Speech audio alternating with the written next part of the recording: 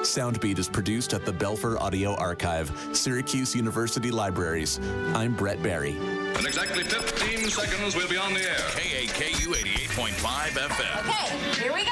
Kahului, Maui. Quiet, please. The voice of Maui. It's time to pound the poi on The Local Show. KAKU FM Kahului, Maui. The voice of Maui.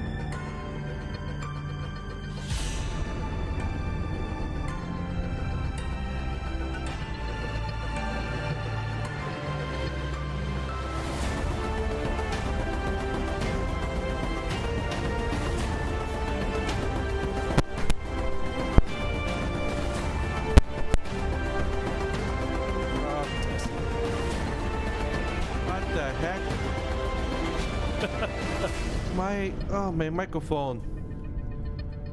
What the heck? Hello? Hello? I can hear you. Am I there? Yes. Okay. Houston.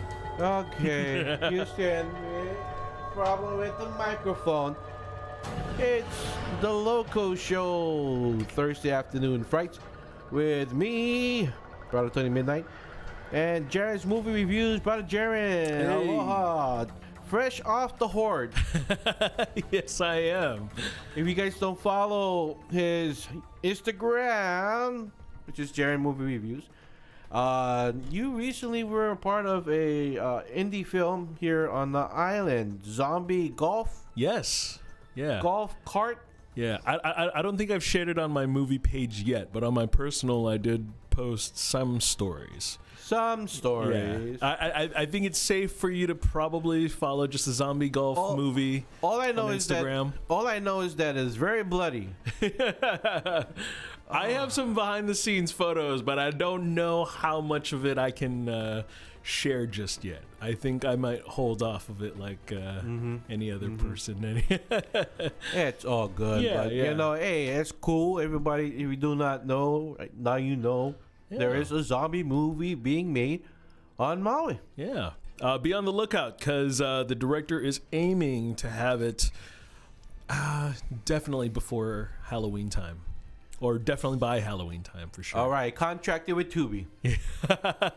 Tubi original. Oh, I'm sure he wants to really put this out in a festival, like not like Wailuku Festival or anything like that, but I think he really wants Getting into the circuit. Yeah, put it like. Is this a full feature or short? It's a full feature. Oh, yeah. He's always been doing shorts, but he was full director mode. You can tell that he's very passionate about this one. So I'm excited. And there's a slew of local celebrities and influencers that are part of the movie, I believe, because I've seen a lot of the posts on the Instagram posts alone. They've been posting a lot of stuff on there. So hilarious.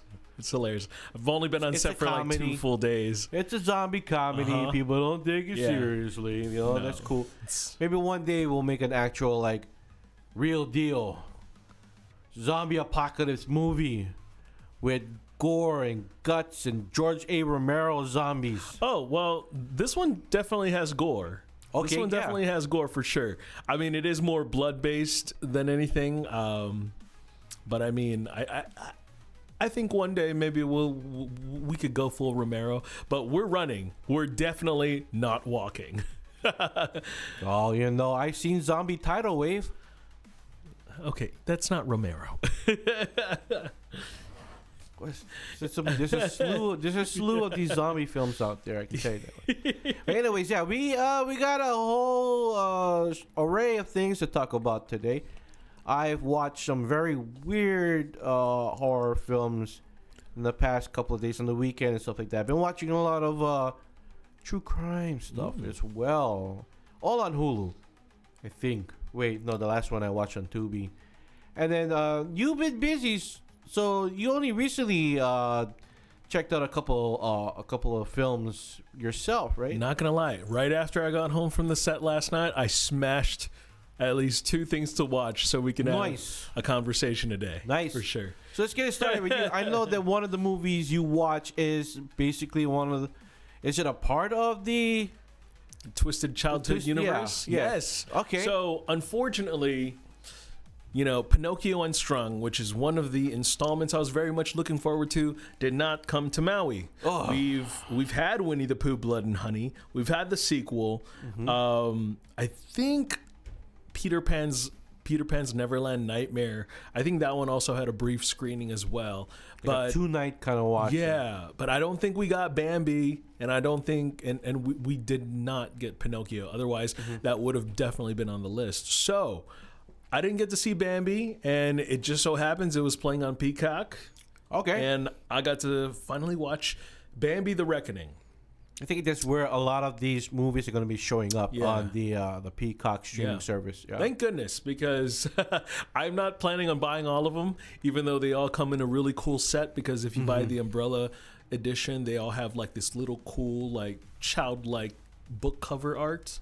But then if you buy that one and then the new ones come out, you know, but you gotta specifically buy it from that one website. They're making each cover like okay. that. Yeah. Oh, all right. Yeah. But they're really kind of a cool. Subscription kind of deal. Yeah. Oh. So I'm not gonna lie. I mean, even when it comes to Disney's Bambi, I'm not a fan. I'm not a fan of the deer. I never was into Bambi too much. Yeah. I was Pinocchio or Little Mermaid. Yeah. So I mean, I almost felt a little, reluctant about actually wanting to watch this one. And when I watched it, you know what? It wasn't bad. Really? It wasn't bad. It was pretty competent. Now, keep in mind, this is a very low budget film. So Bambi, although he looks CGI evolved and pretty cool, because I was getting a little bit of a, Skinwalker vibe He's from an him. actual deer. He's a giant deer. Giant, evil demon deer. But he's very CGI. He's very CGI. Yeah. And you can tell there's a lot of really bad... I've seen some bad CGIs. Okay. I mean, you know how many Sharknadoes they've made already. Yes. But if it's better than Sharknado, if it's CGI, it's just a tad bit, a little bit better than Sharknado. I give it a go. I'll give it a watch. Some of it was a little bit laughable. I mean, especially because we even have a Thumper character. Thumper. Yeah, but it's so funny because they use an actual bunny. They use an actual bunny up until it starts to move. Then it's very CGI because they gotta show the teeth. They gotta show that they're rabid and mutated and all that kind of sorts, which is kind of funny. It's almost kind of like could be a part of like a little creature horror film kind of deal. Yeah. Actually, I gotta say, Thumper and the gang, they got a few interesting kills in there. Critter. Yeah. There's some interesting kills in this movie. I honestly thought they were going to be basic after the first few, but as we get into the middle, as there becomes more added on to how many people are going to be in Bambi's way, there's some pretty interesting kills. Some of them actually got me by surprise. Wow. Yeah. Wow. I do have to say, the movie sort of hits the ground running a little bit. We don't really have time to spend time developing these characters. And so some of the characters, they're just kind of thrown in front of you, and you're either going to hate them or love them, depending on how you feel. And then there is a little bit of an emotional arc that sort of parallels with the Bambi story, where, you know, you have this family that's a little bit broken, and, you know, like, you know, this dad is always on a way or he's always kind of neglectful. He's always kind of on his own thing, while the mom is always trying to come up with lies to appease to her son, who thinks the world of his father, but, you know, he's never ever there, you know? So there's this emotional arc that I absolutely respect about the film, because it parallels with some of the, you know, the original themes we have about Bambi, and how, you know, Bambi, how they lost loved ones, for sure, especially with the modern world, with hunters and all that kind of stuff. And it almost felt a little Jurassic Parky with its sort of like theme of captors and, you know, people who are trying to cage these animals. And so there's an interesting element to that. A petting zoo situation. Yeah, like, oh, you know, like these are mutated creatures, like either they need to be sold or experimented on. You know, so these guys are definitely hunting them for, you know, not just for sport, but possible financial gain. And then you get your basic group of young actors, a group of young people that are in the wrong place at the wrong time kind of deal. You know what? No, actually, Really? most of them are adults. I think there's maybe a kid, one teenager, and everybody else is adults. Because it usually is always like, oh, it's a group of teenagers. It usually is. Yeah, you know, like it usually is. like with Winnie the Pooh. Yeah, Group of teenagers and stuff like that. You just have insufferable, selfish adults. Really, yeah. Okay. You have one butthead of a kid though, and he gets it good. I'm not gonna lie. Like, you are waiting for this kid to get mowed down. Always gotta have one character who's like, I hope he gets it, or I hope she gets it. No, in some way. this kid was such a butthead in the beginning of the movie, and this kid suffered. Good for him. Nice. So you know, not the best thing to watch or recommend, but I guess coming from this particular twisted childhood universe, and, you know, leading to the eventual team up of you know, the Pooniverse being all these crazy characters. This wasn't bad. I like this is actually something that's not too silly or like very under budget and unwatchable, but this was decent. So far we have Winnie the Pooh. Yeah, 1 and 2. 1 and 2. We have the Cinderella one. What is there other ones? That have been released? The Cinderella one is not canon to this universe. No, I mean that's somebody else. This Bambi one. This Bambi. You got Winnie the Pooh 1 and 2.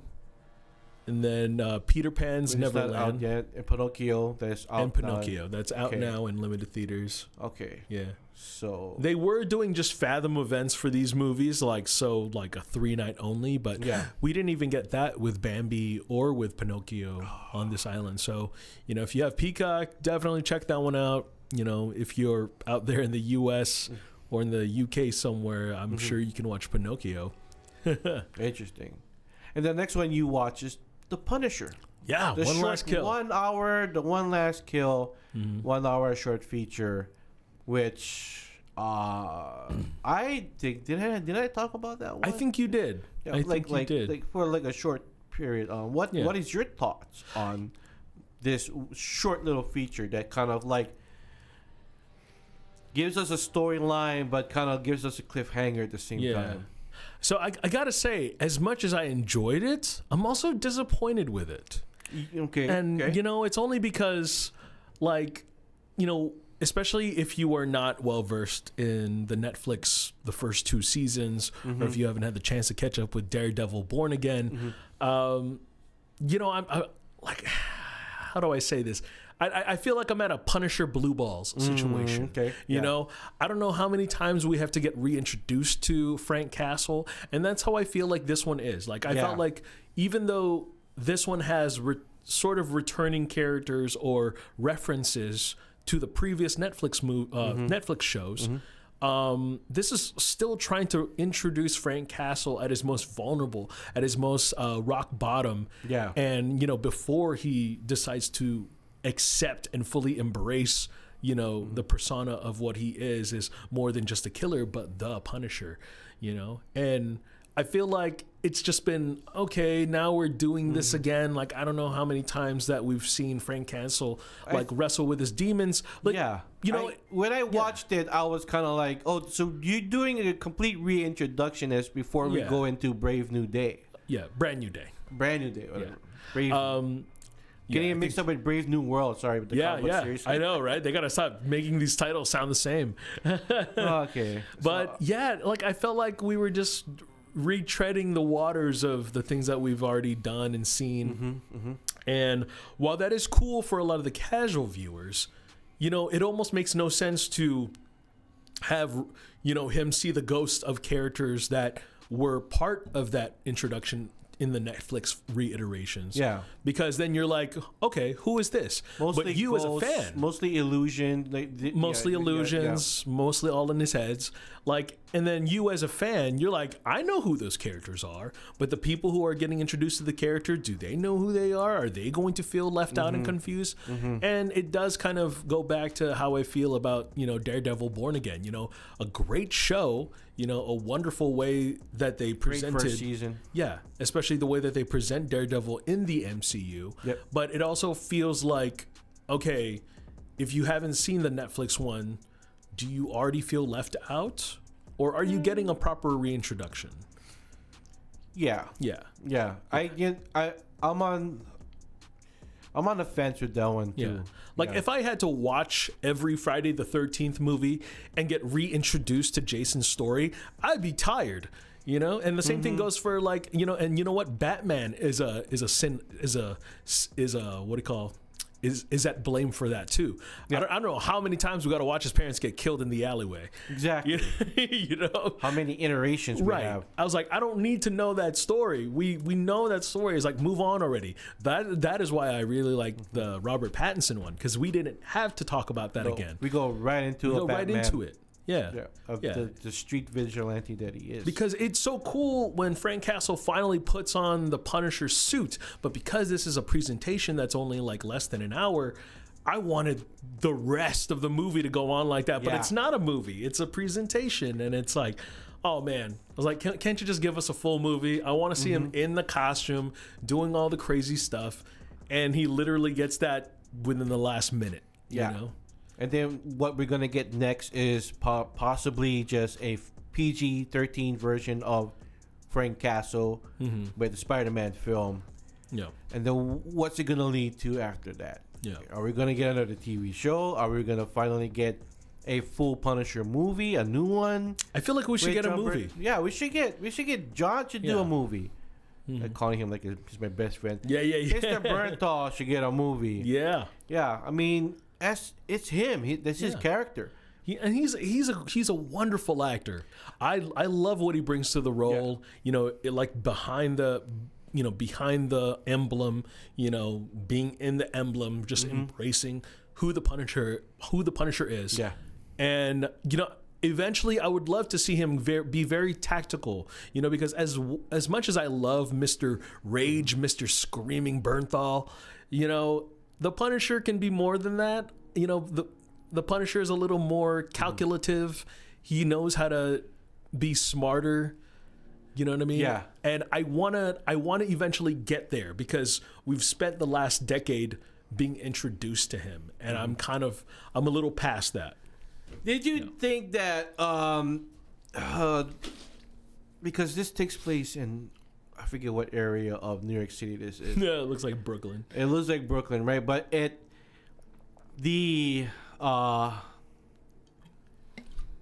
guess it's just, you know what it feels to me? Okay, you know what it feels to me? The ultra violence in the film, especially with the beginning. Yeah, it felt almost like I was watching a well put together Troma film. I knew you were gonna say that, and it's because of it's the scene with the dog, right? Yes, with the homeless guy. Because Troma did a lot of that. They like to kill dogs a lot in their movies. Yeah. But it just seems like the most violent, like beginning to a film. It's like just random street punks are like no remorse at all. Now, if we had a Punisher movie that was full Troma, I would totally watch that. Think of the amount of gore. Right.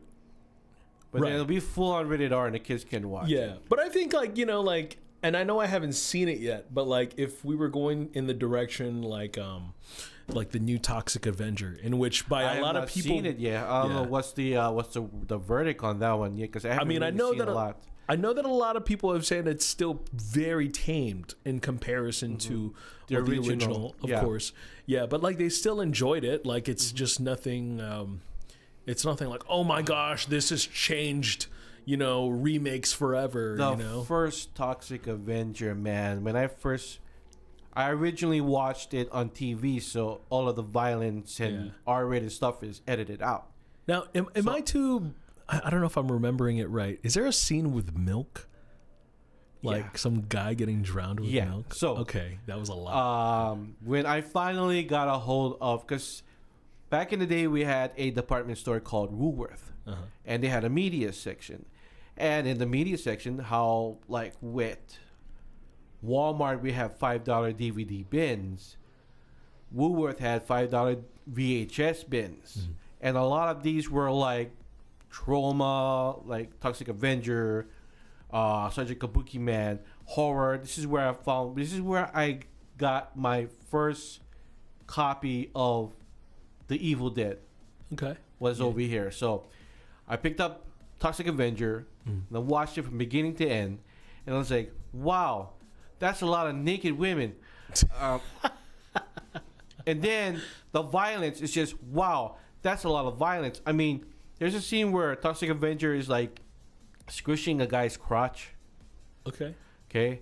And the milk scene is with Patrick Kilpatrick, the man, the myth, the legend. One of his first earliest, you don't know, he's an indie baddie, man. Like he's like the heel to go to back in like the 80s and 90s. And as a matter of fact, he's in a movie called Scanner's Showdown, which is like the last Scanner's sequel to ever come out, and he plays like a crazy Scanner in that one. And so in that scene, there's this whole like these punks are in a fast food Mexican restaurant or something like that, and they're just taking over the whole place. They're causing mischief, you know. There's also like a SA situation almost happening, and Toxie gets in there, smashes them up. Patrick Kilpatrick, he's playing this weird, like, I don't know what it is. I guess in the Troma universe, street gangs like to wear a lot of makeup on their face. Yeah. Like, you know, like they're Harlequin or something like that, or like they're like half a freaking magician or something.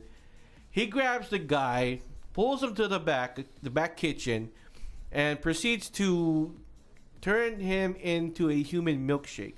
Oh gosh. Like holding him down, choking him out on the counter with ice cream, milk, chocolate, sprinkles, everything, and then goes with the mixer, and then just shove it down the guy's mouth. Oh gosh. And then blood shoots out of the ice cream. Nice. Yeah. So insane kills for it's a superhero horror movie. Yeah. That's what it is. Yeah. And then they made a part 2 and a part 3. I heard that's when they get real ridiculous. I didn't watch Citizen Toxie yet. That's the 4th one. Part 2 is weird because he went to Japan, and you know those bean pancakes that are in the shape of a fish. Yeah.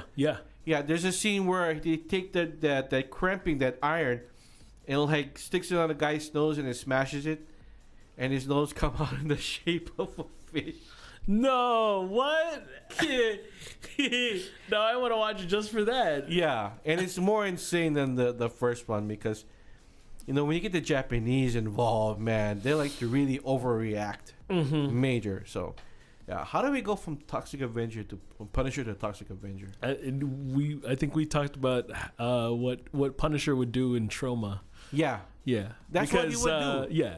Because they really overplayed the criminality of it all. Yeah. And I would love to see that. Like I can imagine like Punisher like holding like in the back of a truck or something, holding onto a guy, and then like putting him over the bed of the truck as it's going 100 miles per hour, and then smashing his head on like a telephone pole.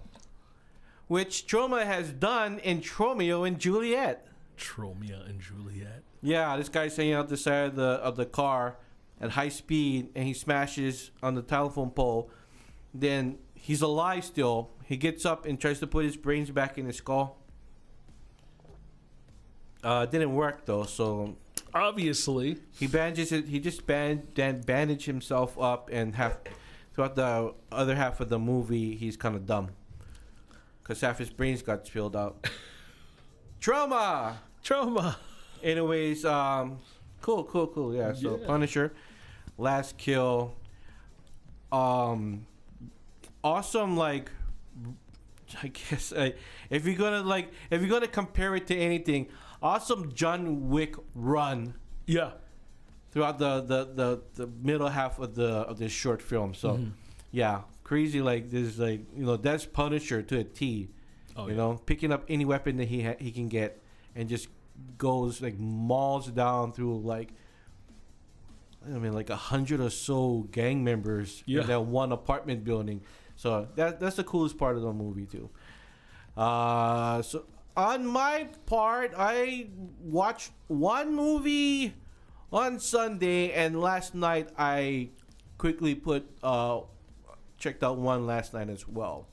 And then in between, I've been watching a lot of true crime docs that have been popping up on the Hulu main page. I'm like, what is this? So if I get a chance, I'll talk about that one. But let me get into the movie I watched on Sunday. Is called Strange Harvest. Yeah. Now, you haven't seen this movie. No, I've been hearing very interesting things about it, especially Have with you seen the my trailer fan community. to it? Not the trailer. I haven't seen the trailer. Yeah. I think it came out in 24, so it's been out for a while now. Didn't realize that. I just saw it pop up on my feed as I was going through the horror list. Yeah. And I'm like, what is this? So I'm checking it out. Kind of plays out like a found footage. It plays like out, not a found footage.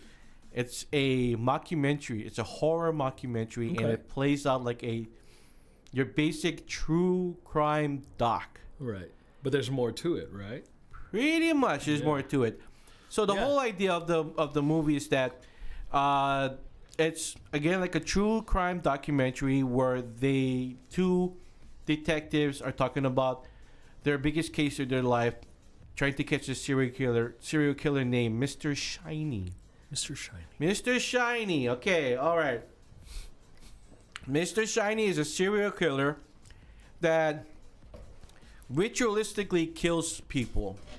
I mean, there's a family they find that is drained of blood, and they're like tied to a chair. There's like various like bodies and crime scenes that they investigate, and this all dates back to middle 90s. So there's like killings that happen in the middle 90s, and then return killings now, and I think it's supposed to be around 2009 or 2007, around there, early 2000s. It takes place, and you're following the detectives as they comb through every case, trying to figure out who this guy is, why is he killing this way, you know. And you start to find out there's a little backstory here that Mr. Shiny, I forget the actual name of the name of the suspect, but he goes by Mr. Shiny, and they find out that a lot of the ritual killings, he leaves these symbols. It's basic, like, I don't know, it's kind of like a Mercury Sable symbol, kind of like a Mercedes or something like that. It's weird, so they don't know what that is.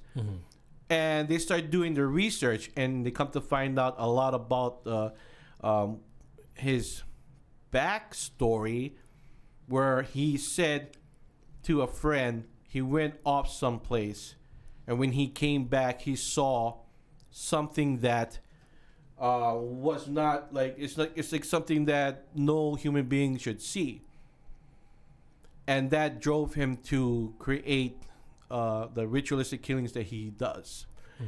And as you get into it, things start to show up, and I'm like, wait, is this Lovecraft?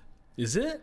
Yes. Okay. So there's a little bit of like a cosmic horror story to it, whereas the killer, he's doing all of this for a reason. and it all culminates with a morning eclipse, or like something that happens during a morning time where planets are aligned, and his final kill has to happen while the planets are aligned. In some way, he thinks that he's gonna summon something from a gateway, from the cosmics. Right. Yeah. So you get is two detectives, and you can tell it's a mockumentary. If we showed this movie to a person and tricked them, it was like, this really happened. Everything you're gonna see in this is shocking. They're gonna show the actual dead bodies, and it's really happening. Like this is a hush hush murder case that nobody knows about, and we're only gonna find out about it now. Let's put it on and like trick them into thinking, oh, this is an actual. But there's certain times in the movie where you can tell these detectives are, especially when it came to the part of the female detective, you're like, wow, she's really overreacting. She's being very like exaggerating a lot. It's like she kind of comes off as a tomboyish detective kind of deal, like supposed to be more of the bad cop, kind of the good cop bad cop thing, right? Whereas the other guy, he wants to do a more investigation on the reason why. Yeah. And there's certain scenes in the movie where they do an investigation, find out for the period where he was gone, from the first kills to these new kills, he went on a journey through the old lands, Jerusalem, Israel. They don't know what he was doing out there. Yeah. And then they tracked him all the way to Germany, where they find out while he was in Germany, he was trying to retrieve from this this professor that has a certain magic book, like a book of like ancient spells that nobody knows about. It's a secret. And he actually kind of steals it. Okay. Then he makes his way back to America. Another couple of years later, you get to the point where... Do we get footage of this, or no? Is it one of those things where it's one of those things where we're being told. Okay. Yeah, you got the map. You're tracking them. It's kind of like forensics, kind of like play by play of his steps in Europe. Okay. Until you meet this professor. Of course, it's kind of like they make it look like it's old school Skype. Like it's old school Skype. You're talking to him like in old school Skype. So, but yeah, it follows to the point where you kind of like find this locker. When they open it up, they see what he's been doing. He's been collecting parts of people's bodies. There's cryptic messages all on the wall that all leads up to what he plans on doing. And it all culminates to an ending where, let's say again, if you're pranking somebody and telling them, this is a real true crime documentary we're going to watch, and you get to the ending, you're like, this really happened. Can you believe it? And they're like, whoa, the supernatural does exist. They try. Yeah. Like it gets a little fantastical. It does get a little fantastical because you like kind of look at it going, okay, the planets aligned. What's going on now? And it's creepy too because the last victim is supposed to be a newborn baby kind of deal, kind of like an offering, the final offering to whatever god he plans on bringing forth to our world kind of deal. And it's weird too because like this is a sculpture of what he's supposed to be worshiping, and it's like a giant slug. And there's a scene too in the movie where one of the victims, I don't know why, but he let this man slowly die by introducing leeches to this person while still alive in a pool, like a weird pool, kind of like a torture, really like something like out of Jigsaw. Okay. Basically, because barbed wire, everything, but they find out like, oh, this guy's been feeding these slugs, these leeches every day until this person died, and then like when they show the bite mark of this certain leech, it looks like the symbol that he's been leaving at every crime scene. Oh, okay. Yeah. So, Entertaining enough, but like I said, you're gonna trick somebody, show them this, and say like, this is real.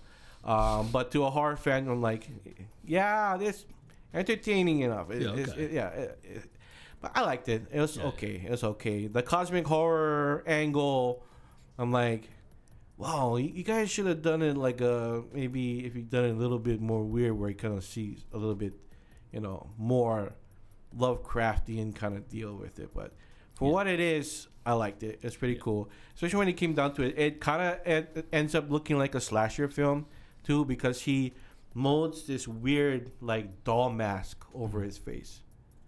He molds it. Yeah, it's like something that he created himself. Oh, okay. Yeah, like it's like a weird amalgamation of like a doll face and a gas mask. Yeah. Okay. So that's when you start seeing like, there's a point in the movie where like, okay, they catch him on camera. Mm-hmm. Like there's a certain scene where they think they killed a girl in one scene, and then like it's all caught on because she's making YouTube makeup tutorials. Yeah, on her camera. So there's a weird scene that happens in that one too. But yeah, so Strange Harvest, that's on Hulu, and then all the other like true crime shows that I've been checking out is on Hulu too. So like real quick, I'll talk about Squatters. Get the F out of my house. That's the whole title, by the way. Just under 30 minutes of each episode, and a lot of them deal with like some really heavy things about like squatters' rights and these scamming, maniacal, egotistical, narcissist people that think they can just like move into a space and claim it for themselves. One of them really kind of like was weird. I was like, where are they going with this episode? And you come to find out that the lady took a hold of the estate, wrote everything under her name as like she's supposed to be like the caretaker to this estate from this old guy that's family were millionaires. It's a $3.9 million house. Mm-hmm. It's in disarray, and they go do a welfare check, not knowing that the guy's body was already wrapped up in the house. And this lady didn't kill him. Apparently, she says, I found him dead in the house.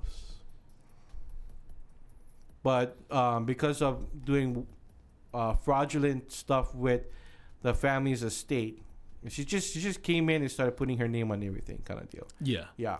So she's serving 20 years in jail. Jeez. But she told the whole thing where it's like, I found the body. He was already dead, so I signed everything in my name. What did you do with the body? Oh, I chopped him up and threw him in the San Francisco Bay. Yeah. She should have gotten a little bit more than that. Sorry. She was already dead. Yeah, he was already dead when I found him like that. So I just did all the scam stuff. Exactly. Another show I've been watching on Hulu as well is Frogging. You know what Frogging is? Yes. We talked about it in when I did my review on I See You. That's right. Yeah, Frogging, living in the walls, living without the occupants of the house, not knowing that you're there. Yeah. I didn't realize how much like they make up an entire season of stories. I'm like, really, that much? Like I know it's real. Yeah. Okay. Yeah. Okay. It's not real. Dramatized. It's real. Well, yes, dramatized. Okay. But they like still tell the real stories. They tell the real stories, and if anything, there's footage if there is footage available. The first one there is, and the first episode, when I turned it on, I heard Honolulu, Hawaii. But of course, it's a white family that moved to Honolulu, Hawaii, and they're always saying Honolulu. Love it. Anyways, they move here from Arizona, something like that, Utah, Arizona, around there. New family, and they're living like where they say kind of like 5 miles away from the airports. I'm thinking that that suburb area over there, not too high scale, affordable housing. the family starts realizing that a lot of weird things are happening in the house. Doors are being unlocked when they lock them. Side door opening in the middle of the night. They don't know what's going on. The family goes back home for to visit family, and they come back a week later. The garage is in shambles. The husband tries to open the door. There's a guy at the door staring back at him. And he's like, "What are you doing in my house? This is not your house. You got the wrong house."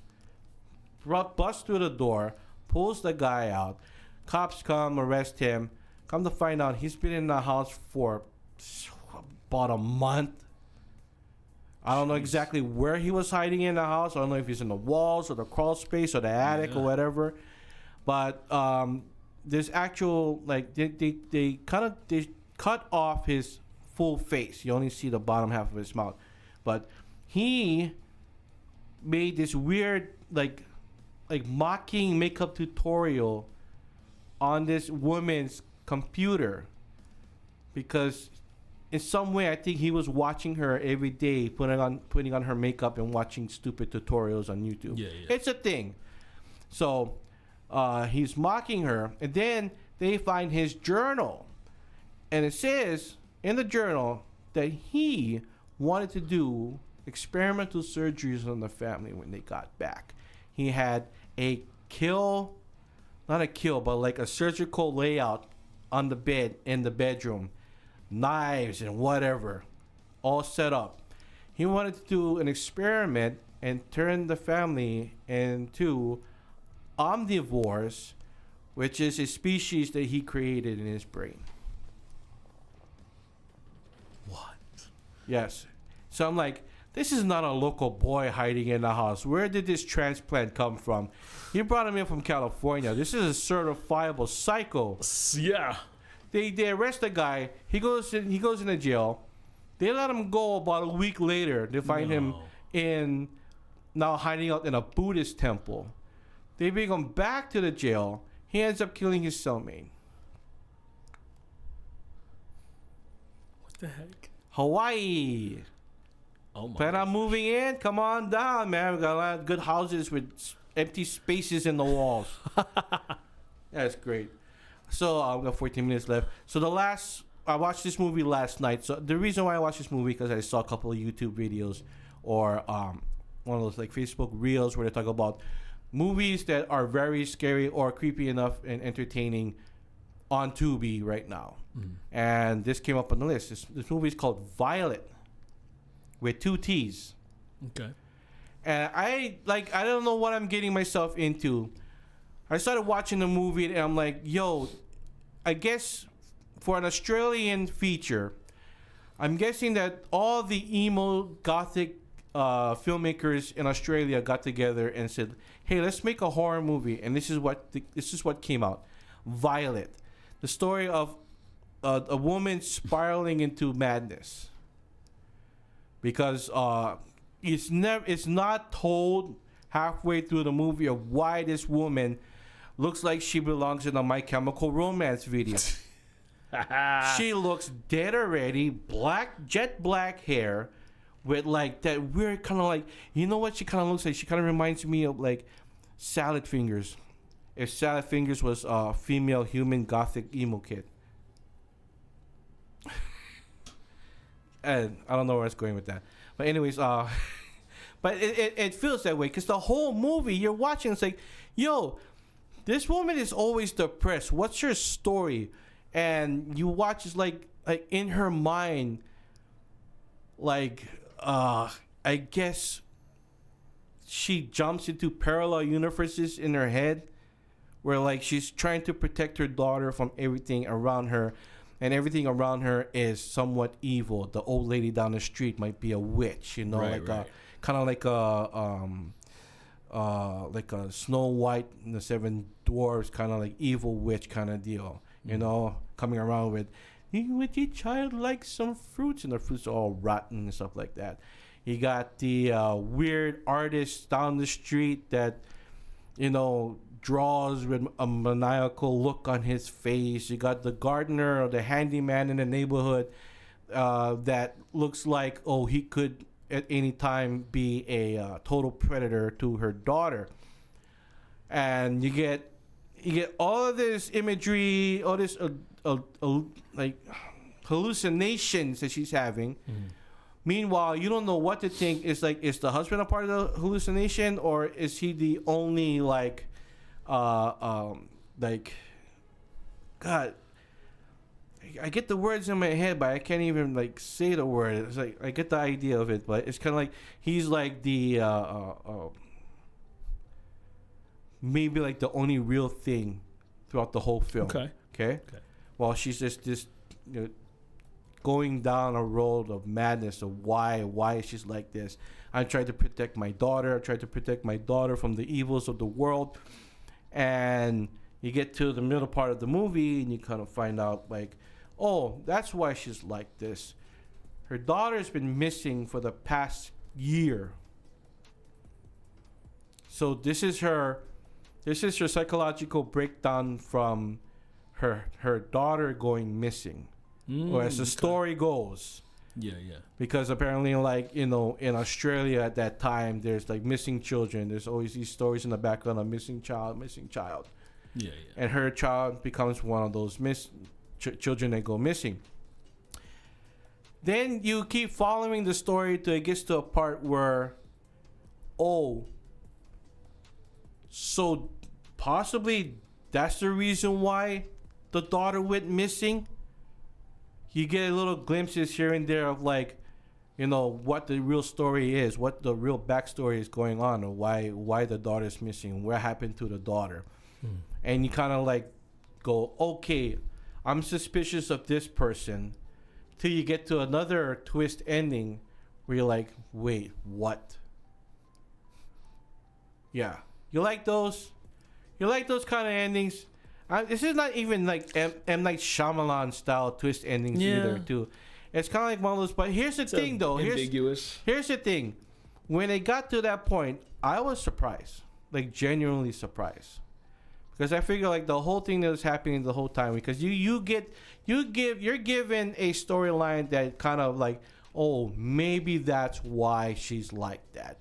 Maybe that's why she's all, emo out over there listening to My Chemical Romance or something like that, having the weird, like literally there's parts in the movie where you kind of like look like, have you ever seen the My Chemical Romance music video for Helena? Yeah, exactly. The lady looks like she's the bride in Helena or something like that. Basically, the whole movie, you're following her. Wait, the one that's in the coffin? Yeah. Okay. Basically, like that. That's what she looks like throughout the whole movie. And there's a point in the movie where you kind of see her laughing and being kind of like cheerful and happy at some point. But then it just goes straight into depression again. So the whole movie is one depressing Australian emo gothic art house horror film. And I went into it thinking that it's going to be a lot of like satanic imagery and stuff like that. Like there's a backstory with the mother about something that happened with her father.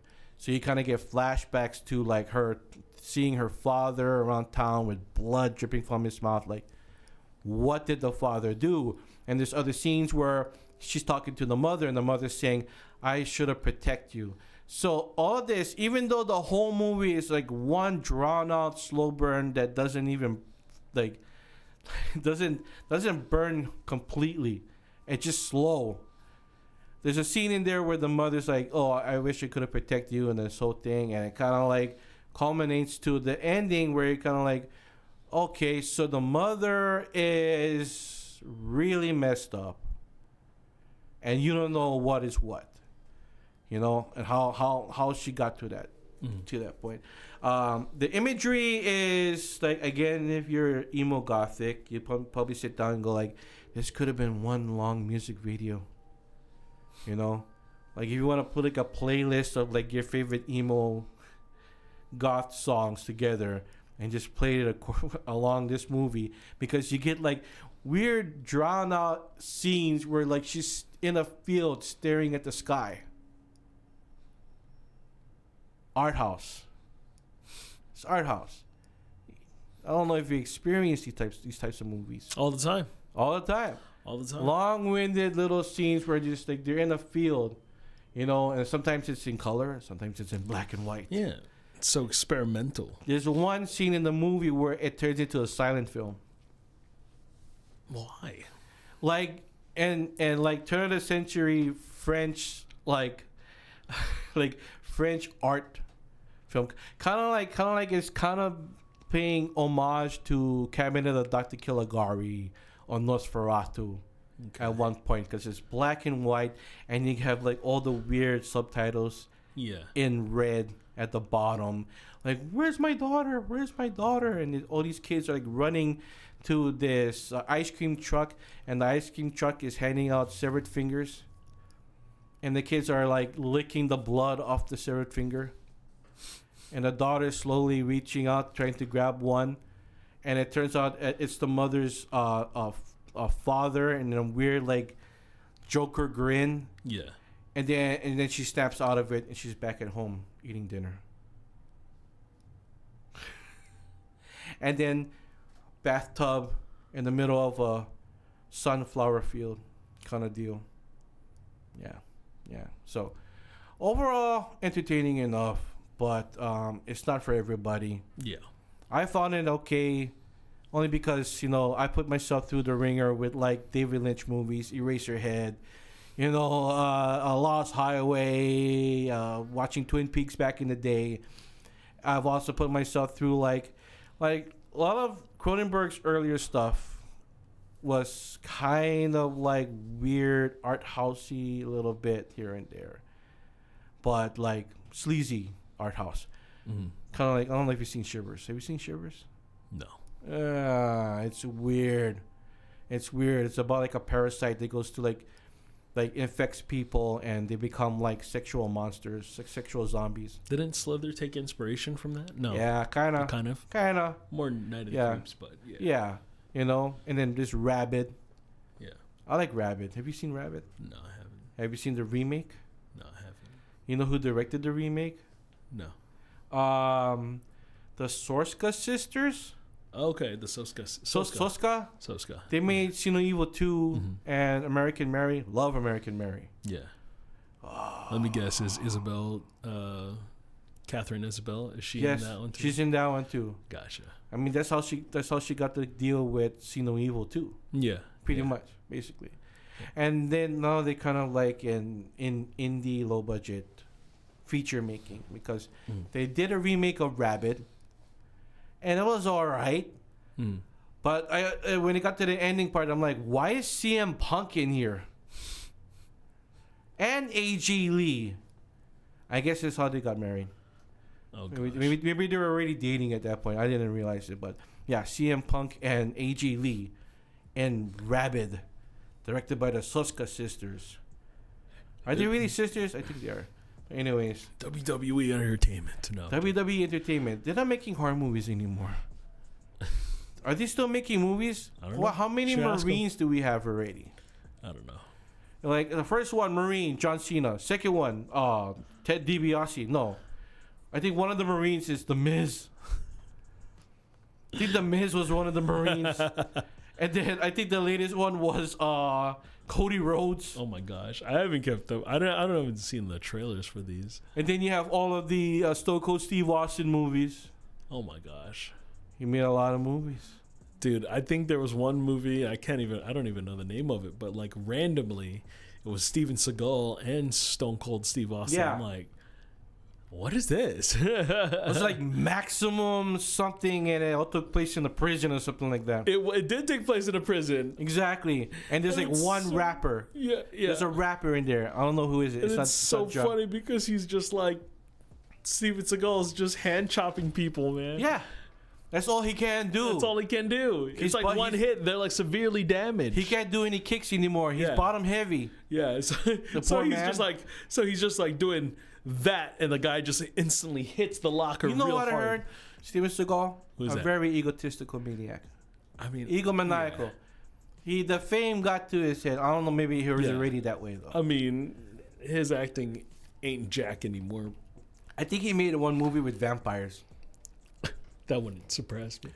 Yeah, I forget the name. It was like, I just remember it, like the cover of the DVD was him in a jet black trench coat with like a machine gun in his hand, and then like just like vampire fangs at the top. I'm like, okay, wow, the guy really needs money. He doesn't make enough being an honorary sheriff for some Louisiana or some southern town. He should just call Sylvester Stallone for a role. Right? Remember when he did that?